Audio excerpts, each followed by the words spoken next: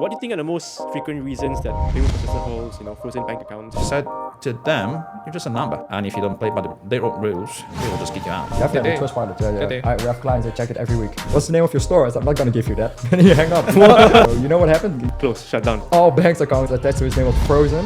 Are there any steps that Ecom brand owners can take to proactively avoid these issues? They usually come when it's already too late. Welcome back, guys, to the podcast. Today we have two very special guests, Isidoro, Etienne. They also go by a lot of different nicknames, in the e-commerce space. People call them, the hold breakers, the account liberators, the funds retrieval specialists, Pretty well known in the space. But I'll let you guys introduce a bit more about yourself. How did you guys get into, e-commerce law? Well, funny story about me. It's something that I try always to explain to clients, also friends. It was 2000, before COVID, actually. Maybe you know yourself because I think the old e-commerce bubble exploded 5 years ago, 6 years ago for all of us. Yeah. So basically, I was an M&A lawyer. I still am, transactional. And then I had a good friend of mine who was from Italy. And he asked me to actually go after people in Europe because 10,000 euros were stuck on his account. So it was the first time I actually even thought that perhaps people could do such a thing to people. Since then, I also that you could use people to pay bills, or maybe, I don't know, you could actually purchase airline tickets. So we went after people. Because by the time it was before COVID, I tried to do something quite peculiar. I started my solo firm, so I went solo, and it was successful. And then e-commerce happened, because of course this guy spoke to another friend. This friend spoke to, so basically it was word of mouth, and so we specialized. We built a team, which I had to build, and of course we expanded globally. I'm from Italy, from Naples, and so originally, the law firm was in Naples, and then we had to go against I call them the giant techs, people in Luxembourg, Stripe in Ireland, Klarna, and actually it's fascinating. Not always easy. The journey wasn't easy, of course, because when you Mr. Nobody, and you're like a bank or payment processor, and then a guy from Italy comes, being 26 years old, he would actually say just yes to a request, even to release funds. Of course, we had to clash a couple of times to get credibility, but eventually it was something nice that we have achieved. And then I met also Etienne along the way, and along this crazy journey that I call it. And that's basically my background. So going from M&A to e-commerce and intellectual property. Interesting. It's impressive that, only circles you go to, and if you ask, guys, I have issues with my payment holds, it's always that you guys get recommended. Although you guys, don't do any marketing at all, Testament we to your can't do service. that. By law, we can't actually. Really? No, we can't advertise now. Oh. I'm from the Italian bar, and I cannot run ads. And that's why I always say to my team that it can't go on Facebook and say that we are the best law firm in the world doing that. So we're just we base our success on the outcome of the cases that we have. So it's all about reputation and how you treat people. This is something that I always, because I come from a very normal family. So my upbringing is quite ordinary. So my motto is don't leave anyone behind, which means that if you either have $1 million hold or just 5, 10K, I don't mind to hop on a call and say, I can help you because I started from scratch just like you guys have. So that's important. I think that people grasp the humanity in the way that I run the business. Makes sense why you guys grew so fast, right? Great service, For me as well, he can't say that he's the best, but I will say he's the best. So. Well, I gotta say, because of course, I will never say that. I just try to do my best. Of course, we can't help everybody, because of course it's on a case-by-case scenario. But what I can say is that, of course, I really love to help, and I don't mind to to just listen to what people say and see if I can help. Perfect. Right. Let's get to some saucy part, right? You guys have worked with so many clients now. So what do you think are the most common, let's say, legal problems that you see e-com brands have? Well, you can actually speak tax-wise, whereas I can actually handle other matters. So we kind of, try to have boundaries. From my side, I see that people with e-commerce, especially when they start and they like 19, 20. I mean, I never did e-commerce. I mean, Etienne did, maybe in early ages, I can say. Because I'm older than you. 6-7 years I never ago, did e-commerce in my life, so he's an entrepreneur more than me. So, but it's about trying to educate yourself and like learning how to have a team behind. You don't have to scale the volumes of the business from 1 to 100K like in a day. You have to keep the disputes under control, otherwise the payment processor will never want to deal with you. It's all about trust. You have to, if they don't know you, if you're like a 20-year-old kid coming from maybe any country in the world and you want to do e-commerce, even though you might be smart, they will never trust you. Okay. So it takes like a bridge between the merchant and the payment processor or the bank to build the trust. Of course, those payment processors have like 1 million clients. So to them, you're just a number. And if you don't play by their own rules, they will just kick you out. And that means like holds, restraints to some extent. If you actually violate any acceptable use policy, selling prohibited items, they may even debit the funds sometimes. And that comes the funnest part, which would be the intellectual property.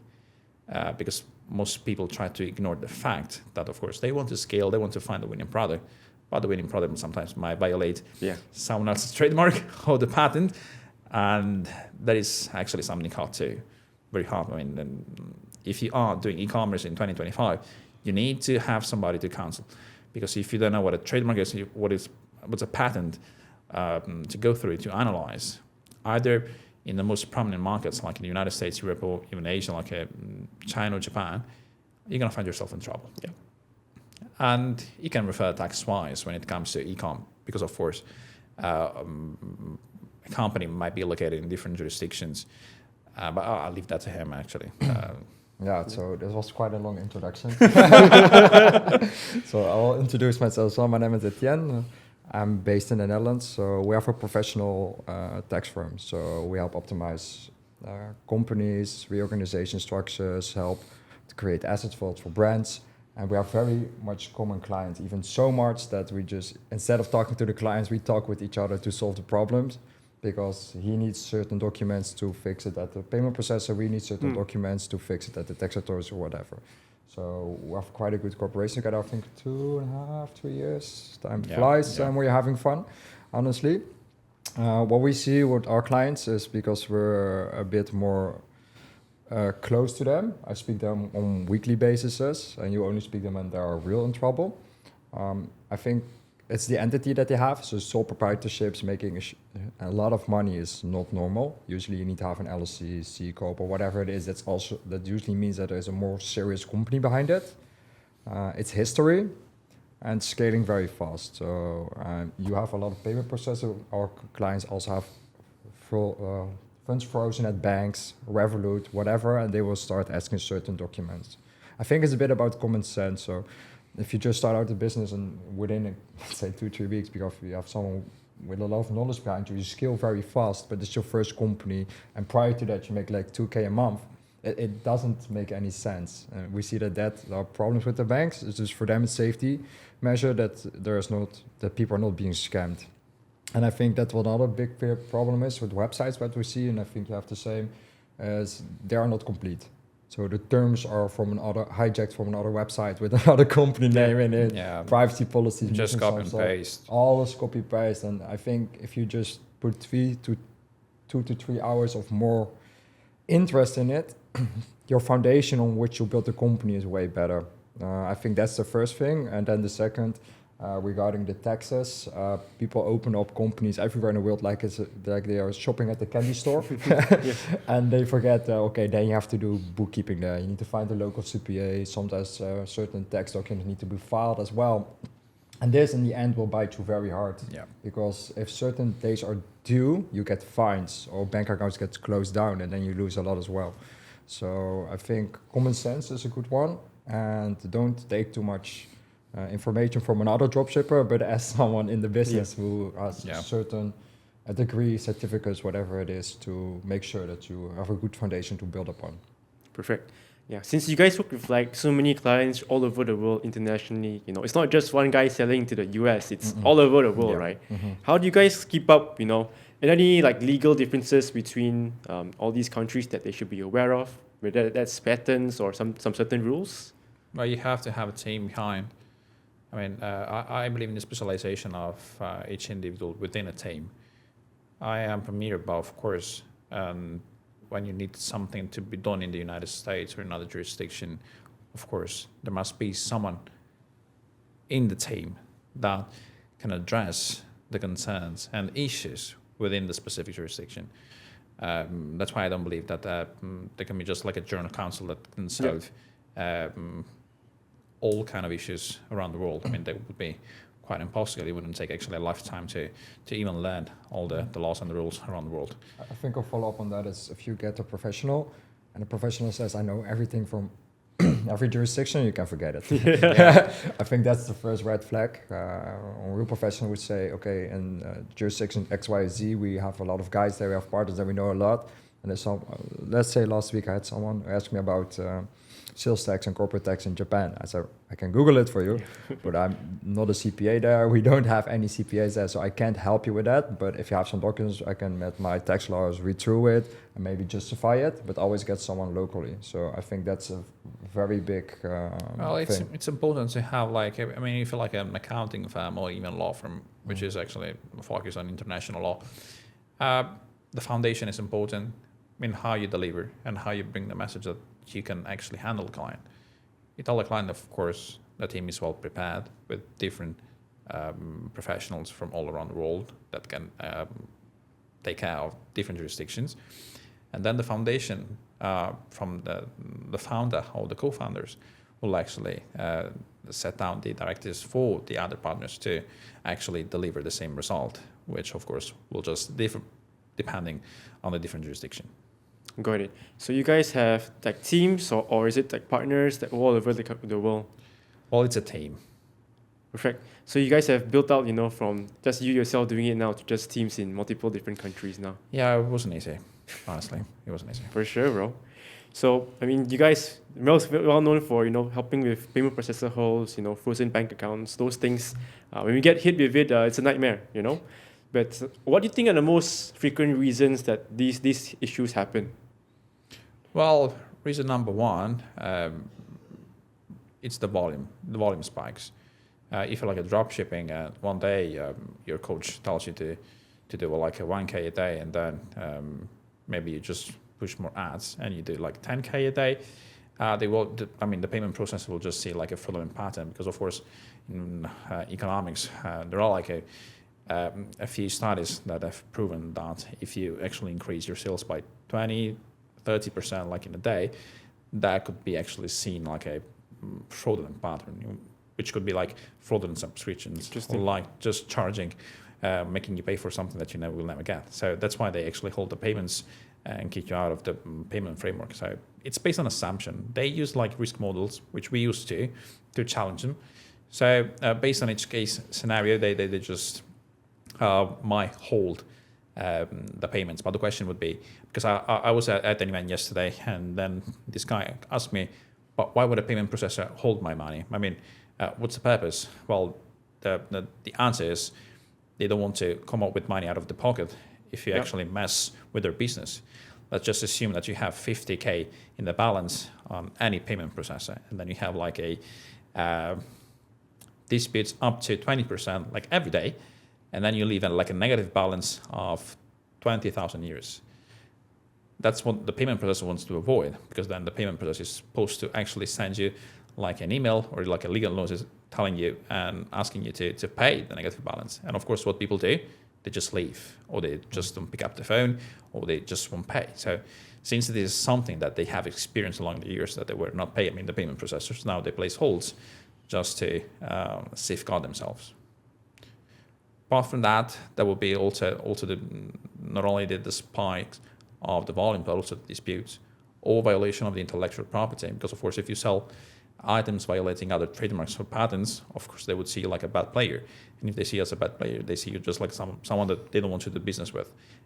If they don't want to do business with, they have like a standard practice to just hold the money in accordance with the standard charge back window, which will be from 120 days to 180 days.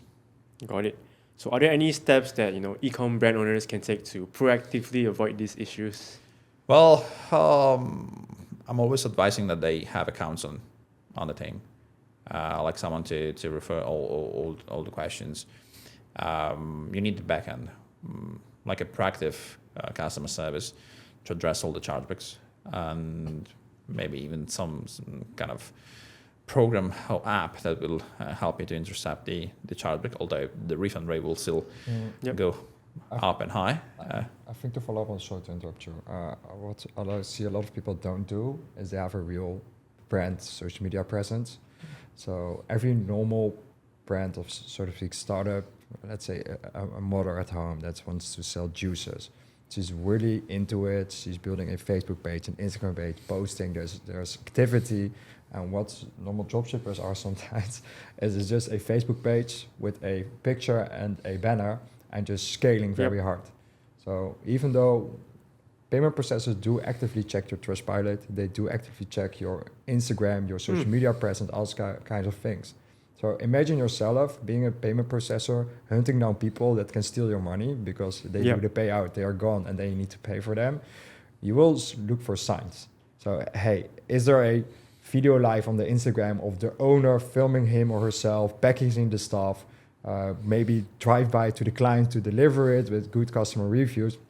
All those kinds of things for an so to speak, normal person checking you out to say, like, hey, this is a cool brand. It's really doing something different. They really are putting in effort.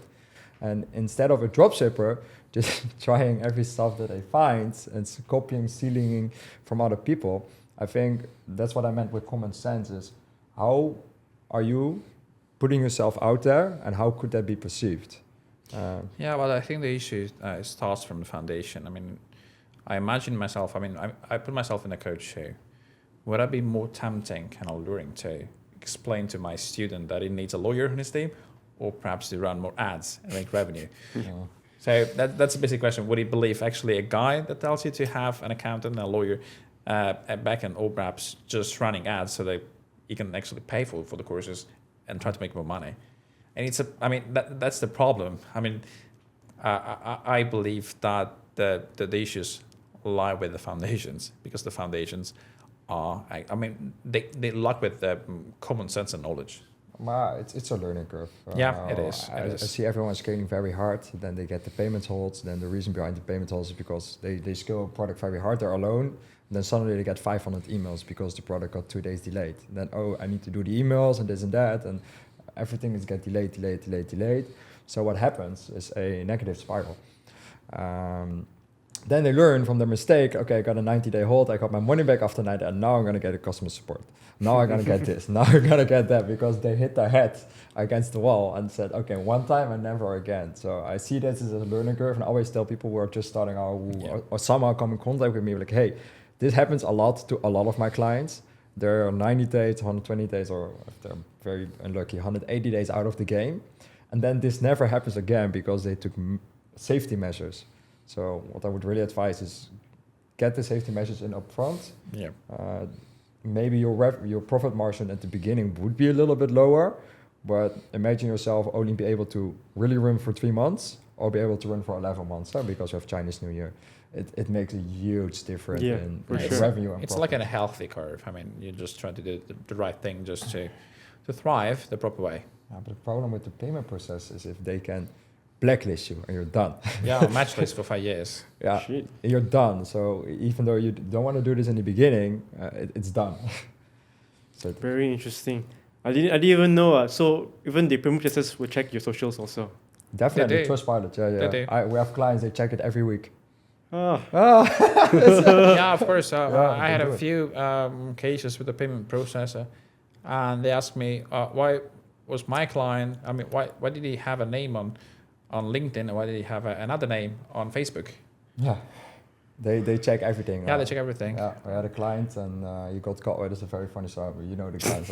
So I had a client, he called me and said, Etienne, I did something stupid. I said, okay, please. I'm not going to say his name, so I say, his name's Albert today. So Albert, please tell me what happened. So he said, yeah, I got a phone call by the bank and he grew very hard. So I think the first month, or a couple months in, of course, in the game, but he did 100K and then suddenly went to 700K within a 30-day window.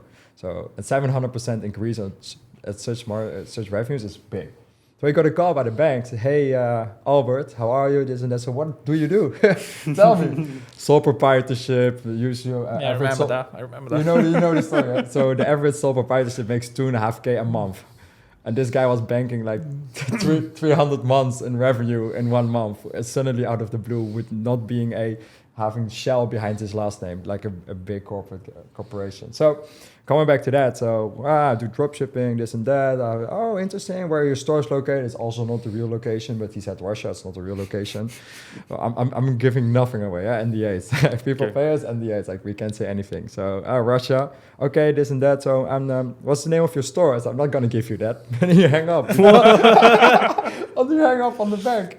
So the next day when he called me, I said, I did something stupid. So you know what happened? Give me a guess. So what do you think that happened? close, shut down. Froze everything. You got such letters at home. All banks accounts attached to his name was frozen. So it took us, I think, 3-4 weeks with local lawyers to get it out. Then we got letters like, he had, what's your color of your underpants? They went really, no, not really, but they went really deep. They knew everything about him. And then he checked his website. Said, if the bank asks you a website, you're going to give them the website. Never do this again. So yeah, but he's going to steal my product, Joe.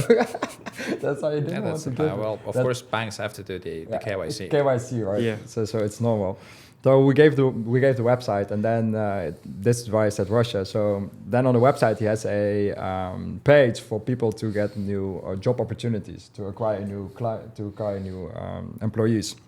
So we're saying like, well, you can come by, visit at our main office in Moscow. So that was not a problem with the bank. So what you just said on the website that you have a main office in the capital city of this country, explain that. So give me the rent papers, but that was not, of course, bullshit, because he wants to be more trustworthy.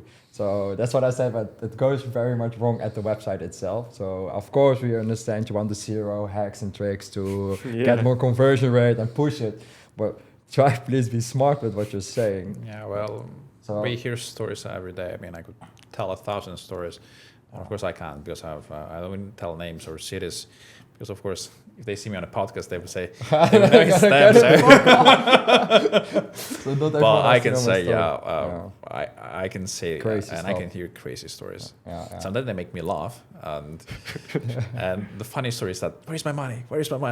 And then behind there's like a story in which maybe they you usually tell half of the stuff and the and I mean I think the hardest thing is the due diligence, because you need to ask them all the questions, and you have to make them reply and address all your questions, because if you don't, it's gonna actually backfire to you, because then it's gonna be you that wasn't able actually to crack the case, and it's gonna be our face and our reputation at stake if you don't actually solve the problem. Yeah, I think another one that's very important is when you get actions by the bank or payment processors, really think what you're saying. Because I've seen answers to the payment processor and banks, it's like, why are you saying this? So they are actually digging their own hole instead of filling it up. So yeah, well, I can say this. I had a client, he did consulting services. I mean, the courses online. He did a decent job, actually. But he had a company in Dubai, but he was from I believe it was from Germany. So basically, Stripe requested information regarding the activity of the business, and they asked him, what do you do with the business? He says, I make money and I help my clients make money. Other than that, it's none of your business. After 50 minutes, Stripe, the account is closed. Funds on hold for 120 days. So it's they don't think. Yeah. always let someone check it, the message, before you send it to the payment process, because it's locked. Yeah. It's there. They will never go away. So Yeah. it will be attached to your name. So common sense, I think, the best way to run it. Interesting. I mean, a lot of these job shippers, they come in, they don't treat it like a proper business, you know. They think it's just, I run ads, I make money. Yeah. You know, bank asks me, none of their business. I mean, that's why their shit always gets, you know, frozen, payment hold. Nothing really is long term, you know. So let's say, you know, in a case where, okay, I make sure my customer service is dialed perfect already, site, make sure everything is proper, Facebook, Instagram page, everything proper, Trustpilot, good. But some people still get into like hold or freezes sometimes. Maybe everything is proper, but they still steal very fast. So in that case, you know, what's the first thing like a business owner should do when they get that payment hold? Well, if they don't want to reach out to a lawyer, which is the first thing maybe that you can do, trying to undo a payment hold, maybe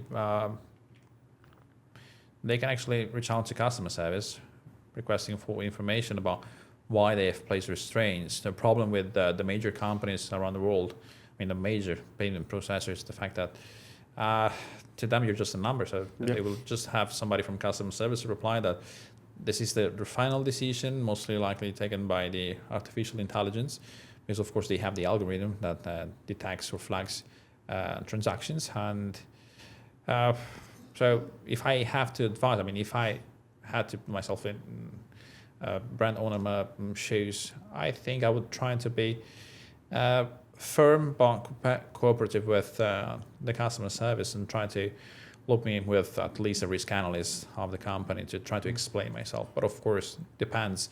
Speaking, having the knowledge, and of course, the fact that we could explain the risk projections, the volumes, but of course, as a brand owner that you do just e-commerce, that would be complicated to explain to risk analysts what you do. So I feel them. Got it. So let's say if, you know, it's much easier for them obviously to work with a lawyer, but like if you work with them, what sort of process do you guide them through to unban this payment hold? I mean, what we do, or yeah, like what if let's say someone were to work with you, what will your process be to work with them? to work with the merchant. To work with, let's say, the brand owner who gets a hold, they come to you. What was the process look like? Well, the process is to gather all the information. It's I call it the due diligence. Yep.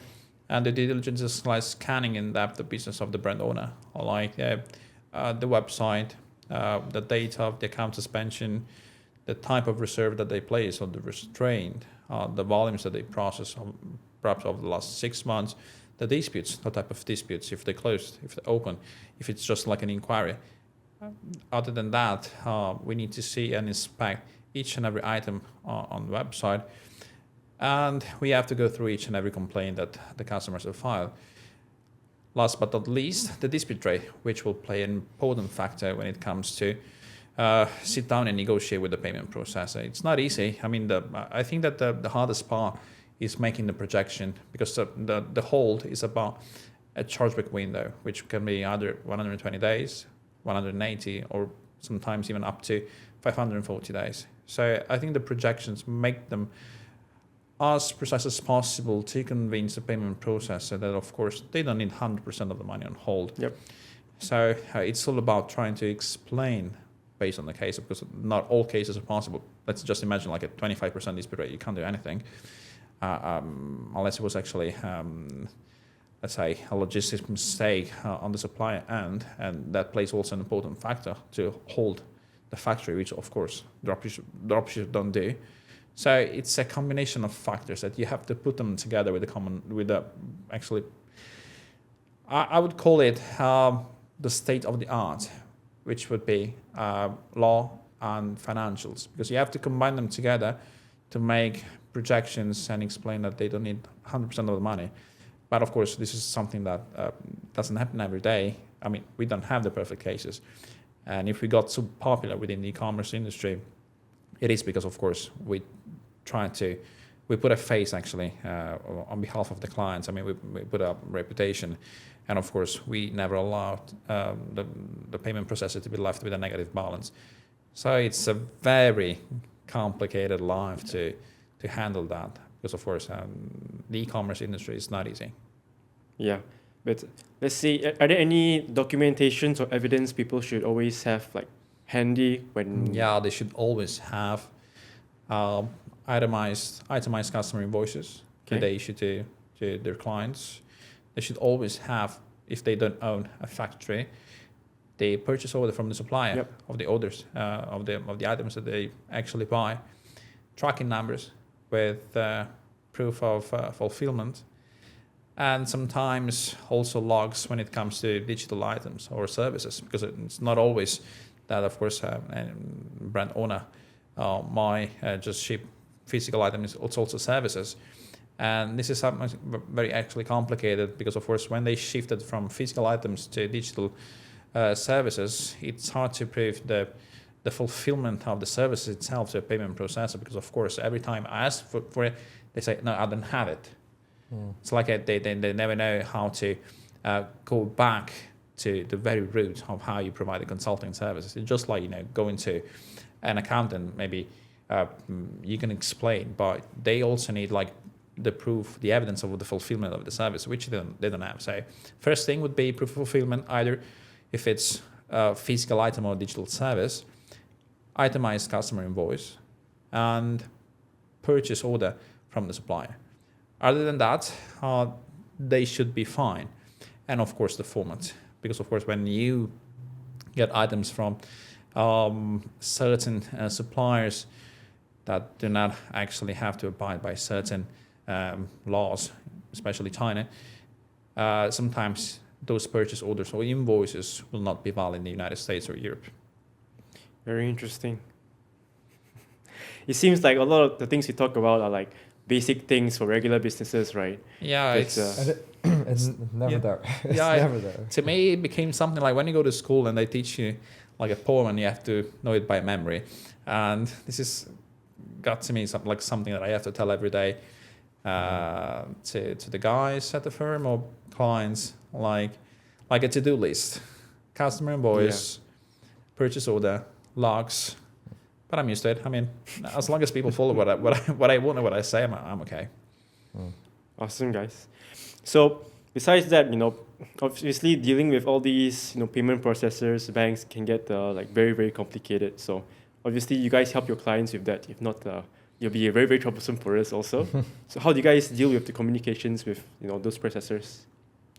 It's when it comes to us being a law firm, we issue letters by mail and email. So that's the official legal channel that we have with payment processor. So no insiders. Interesting. Are there any, you spoke to a lot of like e-commerce people, and they might be a bit weird also. They have different beliefs. Are there any like common like misconception they think about, these payment processors or banking? Maybe they feel, there's someone trying to get them in the payment processor or something crazy like that. Well, I think if you talk about insiders, I think that's usually bullshit. We can tap into the Hong Kong part, I think, a little bit. So there's a lot of people utilizing Hong Kong companies because one, dropshipping is legal there. Yeah. Two, there's, so to speak, a higher dispute rate.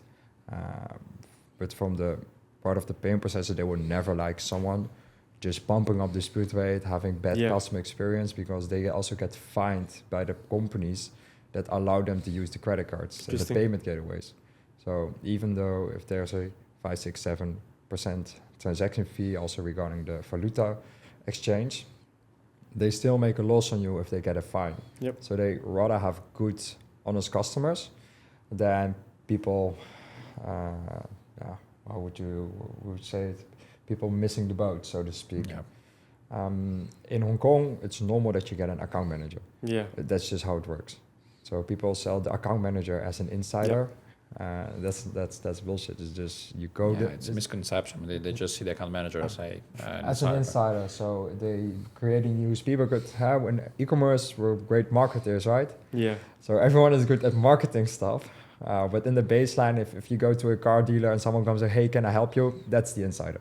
So he can definitely help you, but he will not give you the car for half of the price. Yeah. So you can forget it. Yeah, of course. But I'm just trying to put myself in the shoes of a 20-year-old entrepreneur, and of course they tell him that there's like guy, an insider Yeah. that might fix the problem, and just clicking the button, which is also something they expect us to do. Yeah. We can puzzle, but we're not wizards. I mean, sometimes they come and say, "Oh, I didn't release my money." They just need to push a button and release the money. Yeah, of course, you have just like a 5% dispute rate, and a product violating some IP in the United States. But apart from that, you're good.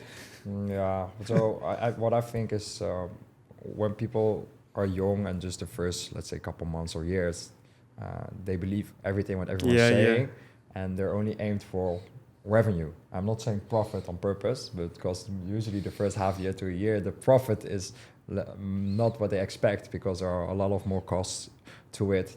Yeah. And then they evolve, they get mature, and then you see that they really take certain businesses as a real corporate business. I have some clients that do crazy numbers, multiple 8 figures a year, and I see them, they really advance throughout the years, how they think, how they act, and how they approach things. And then they remember what you told them when they were 20, and then they thank you when they're 25 because they say, "Oh, you were right back then." Yeah, that happens quite often. Yeah. And our side, we usually tell you the things that you need to hear, instead of what you want to hear.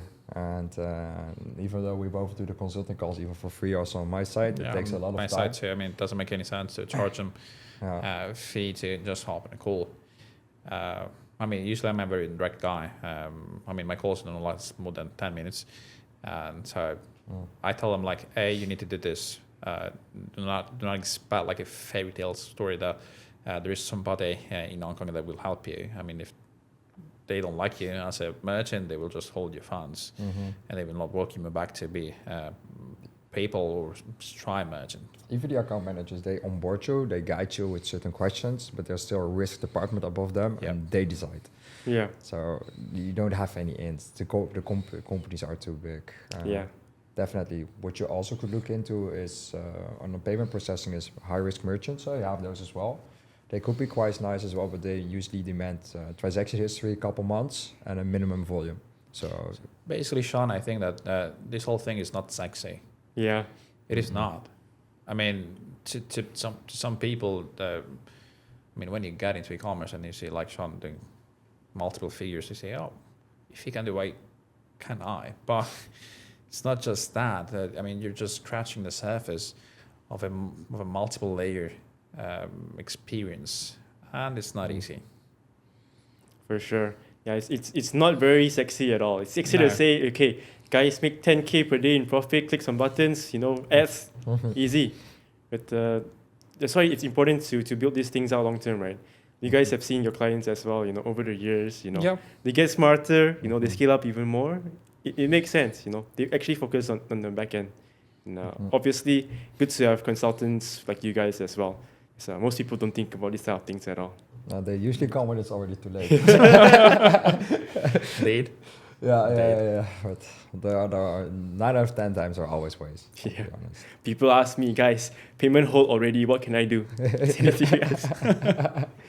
But another thing I want to ask you guys, right? A lot of people have issues with like getting DMCA. Sometimes it's just like false DMCA, it's fraud. Is there anything that you can do to protect yourself from getting, this malicious DMCA? Well, this is something that I try to explain every time I go to a mastermind. I mean, when you launch a product, I mean, you're supposed to think, is this going to be like a product that I'm going to have for like a few days, a few weeks, or maybe a year? Because the intellectual property is something very important. Yep. And I mean, you got a DMCA because, of course, you're most likely violating someone else's intellectual property. I'm gonna tap into that when you finish, right? So basically, my advice is to get a trademark or a patent, depending on what you need. But that's what the DMCA is made for. I mean, to protect the intellectual property, especially when you use Shopify. So this is my advice. But then we go back to the same story that we tried to explain before, the foundation, and what do you want to do, the winning product. If you just want to do like a quick money, well, you take your own risks, even to have like a takedown. But if you want to go long term, I mean, it's crucial to to even think apart from the payments sort of stuff, also the intellectual property. I mean, if you have like a brand, you might want to file for a trademark in different jurisdictions like the United States, Europe, or China. And if you have like an invention, you might want to protect it with a patent. So that's what you have to do. I mean, that's what I advise that people should do. To tap into that, yesterday we were somewhere and there was a guy sitting next to me telling a story. So he had a brand he was about to launch. He did a testing phase and it went well. And then he wanted to scale and wanted to get a patent on it. So another company saw the product in the testing phase, got a patent on his company in China. And so now no one in China is allowed to produce the product. And the company reached out to him, you can buy it for 30K. So it's like an extortion. I mean, but it's legal. Yeah, you can do it. It's not nice. That's too, the problem of filing trademarks. I mean, it's on a Yeah. first-to-come basis. Yeah. That's how you have the priority. Of course, there are exceptions, but that's why it's crucial that if you think that you have your own product, you have to protect it. Because if you don't, someone actually might copy the wording Yeah. or the symbol Yeah. in accordance with how you want it trademark to be, and they might actually get the priority before you. And then after that, you're gonna say, oh, but that guy actually has my own trademark. I mean, my brand. My brand. Yeah. And then you have to purchase something that was actually the result of your own thinking. Yeah, but they do that as well with domains, right? So if Yeah. you open up a certain company name in the company register, they purchase your domain instantly, so you have to rebuy it. There are ways to make money. I've seen crazy things. Yeah, Okay, yeah. but so to speak with that. So a lesson from that is if you file trademark, always get the China one as well. Yeah. Because or else, hey, you have the US, but you produce it in China, and someone else in China purchases it, so you still have the same problem.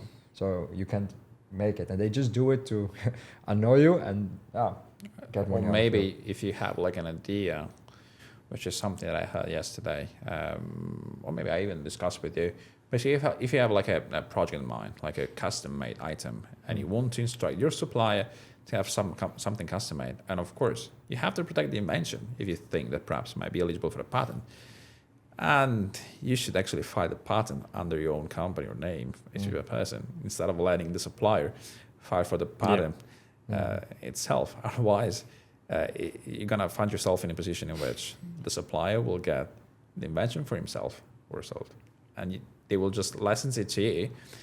But being a patent holder or actually a licensee is a different thing. I mean, a license is actually different from owning the thing. I've even layer on top of that. So what you could also do, what some people don't know, is you could make a deal even with the supplier that in a certain jurisdiction, you are the only one allowed to sell the product.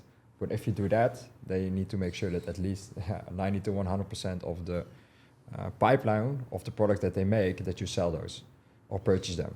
So you can also make a deal with the real factory from, hey, it's like a guy in the Netherlands did that with watches. So no one else was allowed to sell those watches to the Netherlands. So he was a monopoly you had there. So this is also something you can do. So if you know that you're really going to push out volume, perhaps go to China and make a deal there. But this is something things to that, do. smart thing, but they don't know.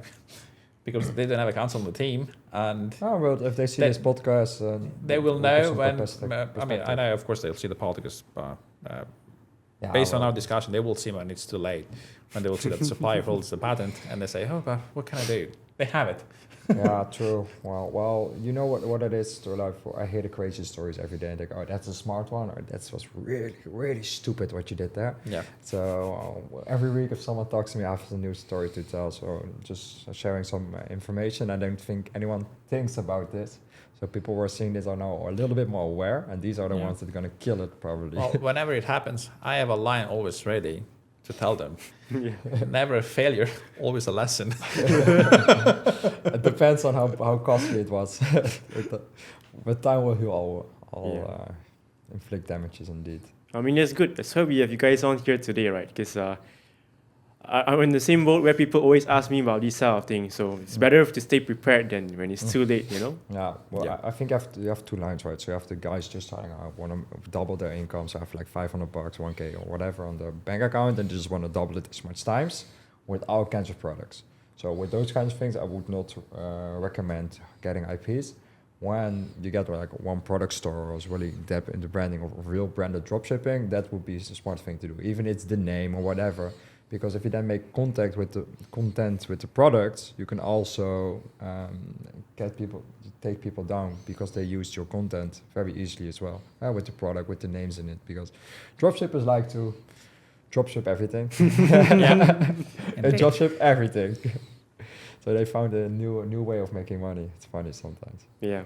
It's just, I mean, everything that you guys say resonate because people always ask me these type of things. Like, guys, I keep getting fake DMCA. Everyone keeps DMCAing me. And I ask them, why haven't you filed for a trademark yet? It's been a few months. Yeah. Does it make sense? And it's not even super expensive though. What are the price ranges you should expect? Just more For trademark? Yeah.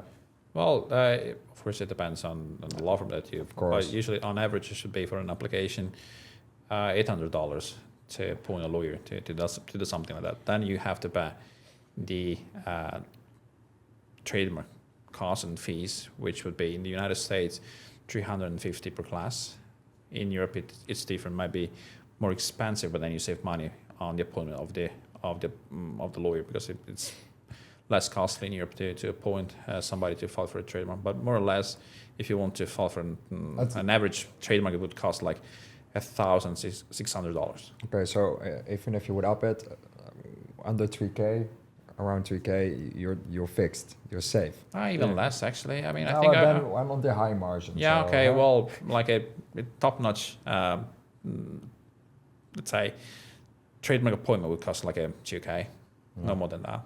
What does the whole process look like though for filing a trademark? Well, due diligence to collect information about the product, the items. I mean, you should know that we to file for a trademark, you should not learn about how the item is made. Yep. If it's either a shirt or a diaper. So basically, according to with that, you have the instructions to choose the proper classes that you have to get to the trademark office, and after that, you have to run the due diligence regarding prior application, which might conflict.